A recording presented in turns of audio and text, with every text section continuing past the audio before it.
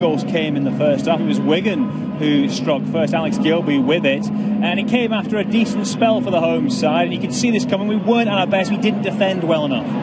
Yeah, I think there were bodies there, they were looking around, they were wondering who's got who, and nobody seemed to really pick up the men. There seemed to just be a mass of people in there, and it was a case of who was going to fall to. You could always see it coming, actually. The layoff's nice, puts it into a little bit of an area where, you know, it's a fairly easy finish. Yeah, that was the Wigan goal. Liverpool did get themselves level before the break. All the focus going into this game was on the debutant, Salah, and he was the man who brought us level, and it was just rewarded because he had been bright in that first 45 minutes. It was a brighter first half, I thought. We combined really well. We made one or two good opportunities. We were a little bit wasteful on that occasion. Maybe we wouldn't have wanted to see Firmino on most occasions pass the buck slightly, but he puts it almost on a plate for Salah, and it's a nice finish. And that was the style of play, I think, that we were always creating in that first half. The link play was really good.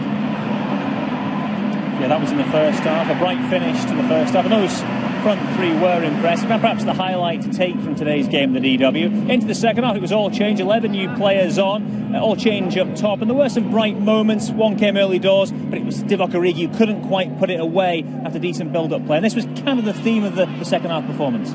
Yeah, it was. Origi did well, I thought. Initially at the start, he looked like he was going to be the one that was going to really sort of set the tone. Really lively, got at his defender, got in behind. Unfortunately, that was symptomatic of Liverpool's play. A little bit scrappy, a little bit wasteful, maybe thinking that chances were going to come a little bit easier than they ultimately did. The chances were a little bit thin on the ground as the game progressed. Yeah, some errors, some missed chances from the forward players. But there were also a couple of mistakes to come at the back end of the field. And Loris Karius had his opportunity in the second half. He obviously played in the first game as well. And perhaps he'll look back at tonight and think, maybe I should have been better. There were a couple of slips from him and maybe lapses in concentration from the German. Just a little bit. Just a couple of crosses maybe that he might have made a little bit sort of more comfortable. There was a little bit of a slip up there where, he just lets it out of his feet a little bit too much. One thing that impresses me about Karius, though, is how quick he comes off the line as the so-called sweeper keeper. He's superb. His position is great on that, and that, I think, it was something I picked up on tonight. On balance of play in the second half, it was the Reds who pushed to try and take the lead and regain the advantage in this game. And Dejan Lovren came the closest to regaining the lead in the game, and the Reds taking control of it. Came from a set piece, and this is perhaps an area we need to work on as a team and get more from set pieces. Yeah, very much so, and he's one who you think could be more of a threat. He doesn't score as many goals as the amount of occasions he goes upfield for. On the header, we were right behind that. It was never ever going in, but it did threaten a goal. But Lovren's got more to offer. I think he could be a big sort of target for us in those type of situations.